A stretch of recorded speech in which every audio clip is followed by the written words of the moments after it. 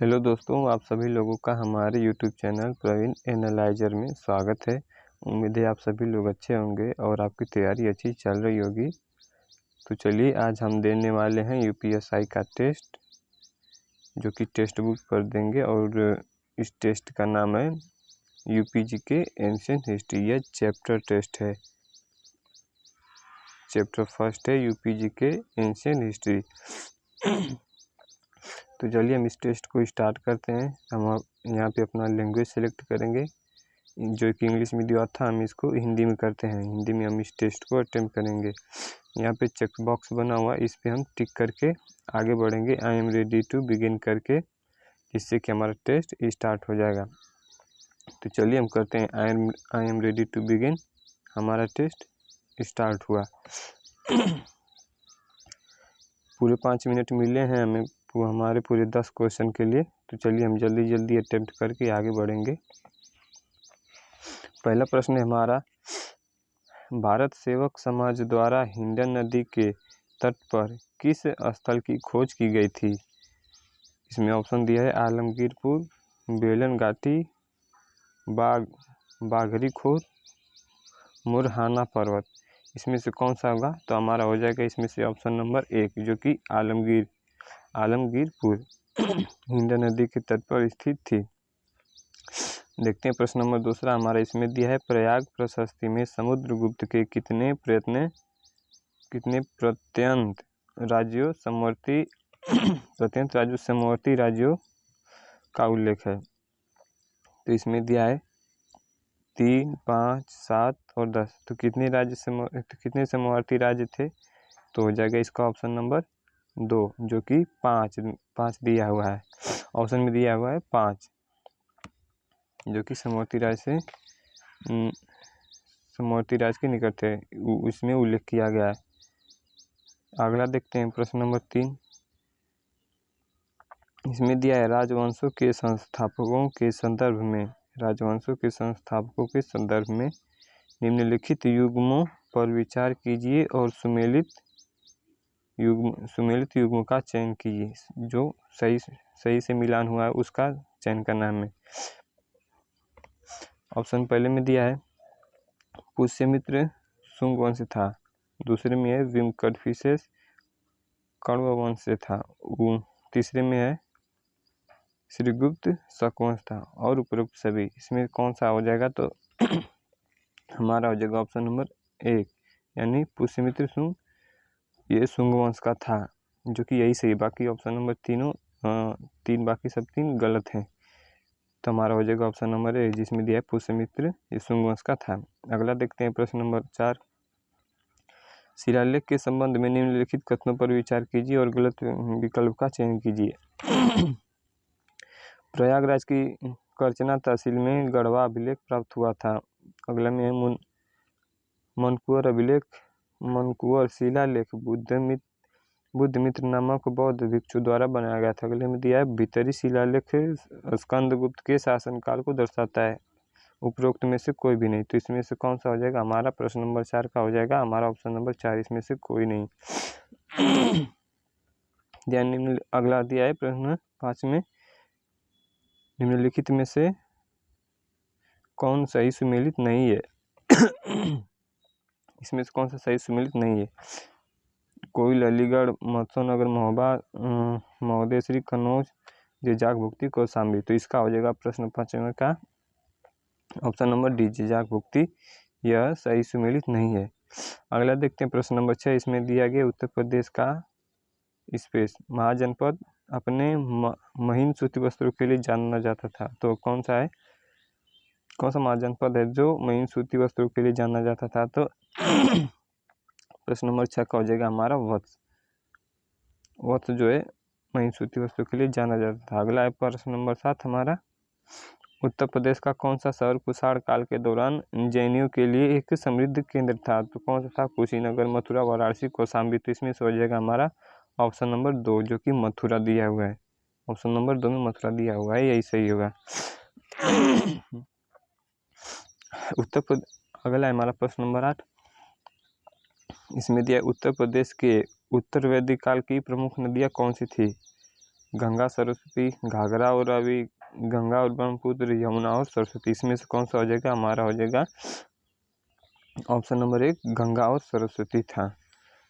प्रश्न नंबर अगला देखते, प्रश्न नंबर 9, उत्तर प्रदेश के किन क्षेत्रों को लौह युग का पता लगाया गया है? अहि क्षेत्र, हस्तिनापुर, मथुरा। इसमें कौन सा हो जाएगा? तो हमारा हो जाएगा A, B और C, यानी कि जिसमें सभी दिए हुए हैं। अगला देख, जो कि सही लौह युग की पता तीनों में लगाया गया था। अगला देखते हैं प्रश्न नंबर 10, जो कि आखिरी प्रश्न है हमारा आज का। तो निम्नलिखित में से, इसमें दिया है निम्नलिखित में से हड़प्पा सभ्यता का कौन सा स्थान उत्तर प्रदेश से संबंधित है? तो कौन सा हो जाएगा? मांदा, आलमगीरपुर, इमामाबाद, उपरोक्त सभी। इसमें से हो जाएगा हमारा आलमगीरपुर। से नेक्स्ट करते हैं हमारा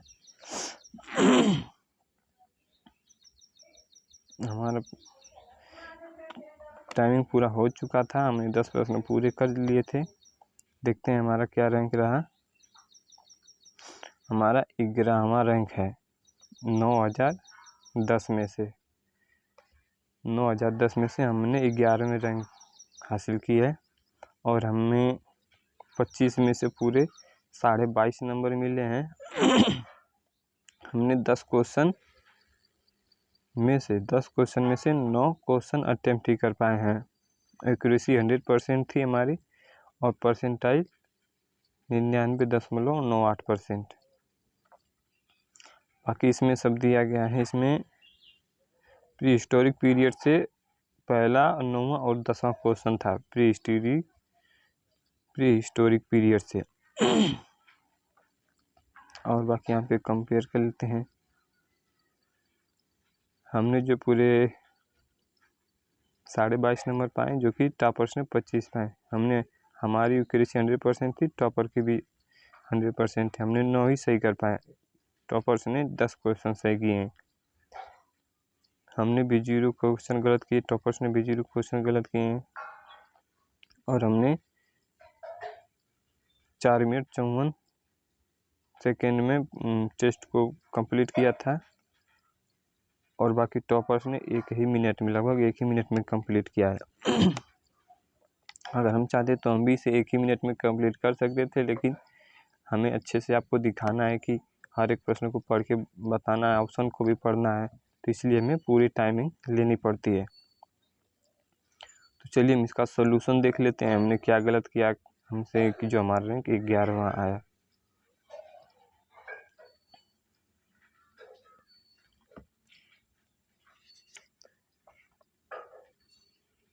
हमने पूरे यहाँ पे हमारा 10वां क्वेश्चन छूट गया था, जो कि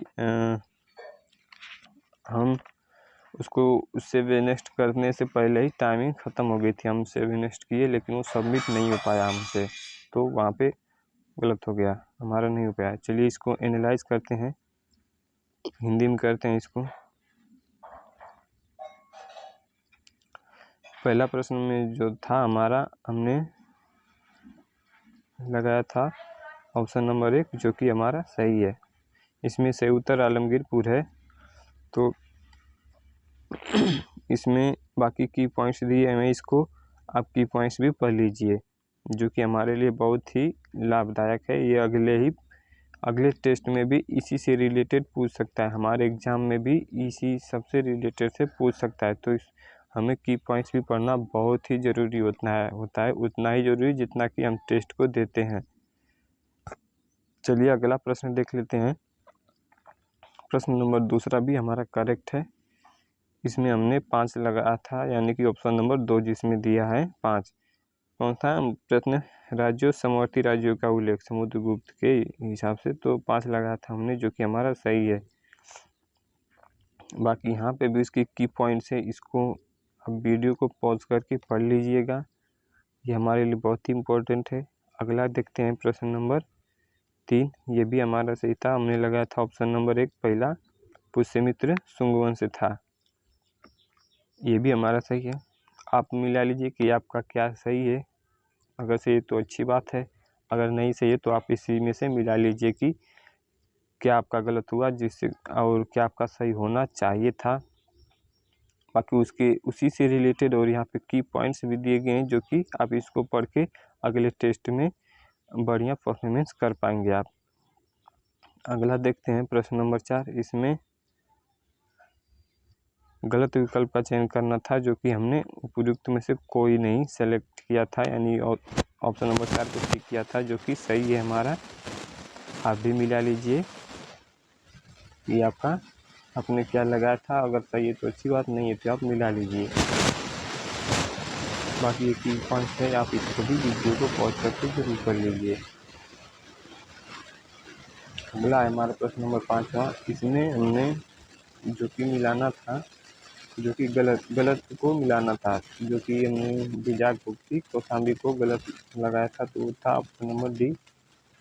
ऑप्शन नंबर चौथे में ही डी है, जो कि डी यहाँ पे बीजाक भुक्ति कौशाम्बी से नहीं है, इसलिए हमने लगाया थी। बाकी सोल्यूशन में भी यहाँ पे देख लीजिए, सही उत्तर डी दिया हुआ है। और कोयल के बारे में यहाँ पर है, मौसम के बारे में यहाँ पर दिया हुआ है, इसको भी आप पढ़ लीजिए। महोदय श्री के बारे में दिया हुआ है, यहाँ पे भी पढ़ लीजिए। और जीजापुर यही गलत था, यहाँ पे दिया हुआ है महोबा में पाए गए एक शिलालेख में कहा गया है कि चंदेला क्षेत्र, जिसे बाद में बुंदेलखंड कहा जाता है, को उनके नाम पर जीजाकभुक्ती नाम दिया गया था। अतः यह युग्म गलत है, यानी कि जीजाकभुक्ती गलत था, जो कि हमने लगाया था वो सही था यानी। और यहाँ पे कौशाम्बी के बारे में दिया हुआ है, इसे आप पढ़ लीजिए, वीडियो को रोक के। चलिए आगे पढ़ते हैं प्रश्न नंबर 6 पे। इसमें दिया था उत्तर प्रदेश का कौन सा महाजनपद अपने सूती वस्त्र के लिए जाना जाता है, तो हमने वस्त्र को लगाया था जो कि हमारा सही है। आप मिला लीजिए कि आपने क्या लगाया था। यहाँ पर की पॉइंट्स दिए हुए हैं, इसको आप जरूर से पढ़ लीजिए, वीडियो को रोक के। चलिए आगे बढ़ते हैं। प्रश्न नंबर 7वां है। इसमें दिया था उत्तर प्रदेश का कौन सा शहर कुशाल काल के दौरान जैनियों के लिए समृद्धि केंद्र था, तो कौन सा था, हमने लगाया था मथुरा, जो कि हमारा सही है। हमने मथुरा को लगाया था जो कि सही है। बाकी यहाँ पे सोल्यूशन में कुछ दिया हुआ है, सोल्यूशन के ऊपर मथुरा भी दिया है, और की पॉइंट को जरूर पढ़ लीजिए आप इसको। आगे देखते हैं प्रश्न नंबर 8वां। प्रश्न नंबर 8 में उत्तर प्रदेश को उत्तर वैदिक काल की प्रमुख नदियाँ कौन सी थी, तो हमने लगाया था गंगा और सरस्वती, जो कि हमारा सही है। इसके बारे में यहाँ पे की पॉइंट्स है, इसको भी पढ़ लीजिए। बाकी एडिशनल इंफॉर्मेशन है यहाँ पे, इन सबको भी आप पढ़ लीजिए। अगला है हमारा प्रश्न नंबर 9। उत्तर प्रदेश के किन क्षेत्रों में लौह युग का पता लगाया गया है, तो हमने 1, 2, 3 यानी तीनों को हमने लगाया था, जो कि ऑप्शन नंबर डी यानी कि चौथे ऑप्शन में दिया हुआ है तीनों के लिए, तो हमने लगाया था जो कि वो भी हमारा सही है। बाकी यहाँ पे की पॉइंट्स है, आप इनको भी पढ़ लीजिए, बहुत ही ज़रूरी होते हैं।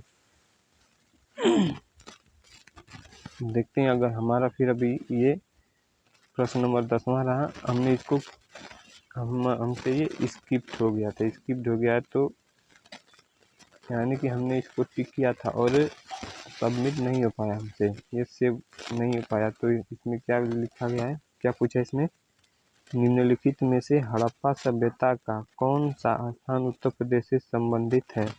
हड़प्पा सभ्यता का कौन सा स्थान है जो उत्तर प्रदेश में आता है, तो मांदा नहीं आता है।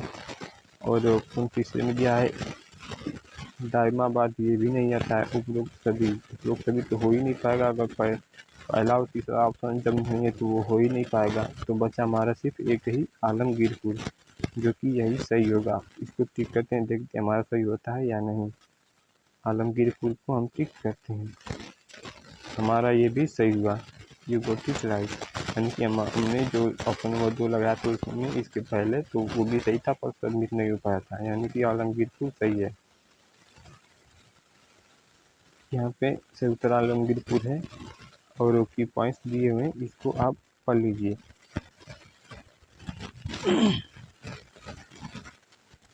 तो चलिए ठीक है। और अगर ये था। बाकी इसके बाद भी हम अगला टेस्ट करवाते ही रहेंगे। तो दोस्तों, ये था आज का यूपीएसआई का टेस्ट, और आपने कितना सही जवाब दिया, आपके कितने आंसर सही हुए, आपका क्या स्कोर रहा, ये कमेंट में ज़रूर बताइए। और अगर आप हमारे चैनल पर नए हैं तो वीडियो को लाइक करें, शेयर करें और चैनल को सब्सक्राइब जरूर करें, ताकि अगले टेस्ट की वीडियो, अगला जब हम टेस्ट करवाएं उसका वीडियो आपके पास तुरंत पहुंच सके और आप हमारे साथ उससे एनालाइज कर सकें।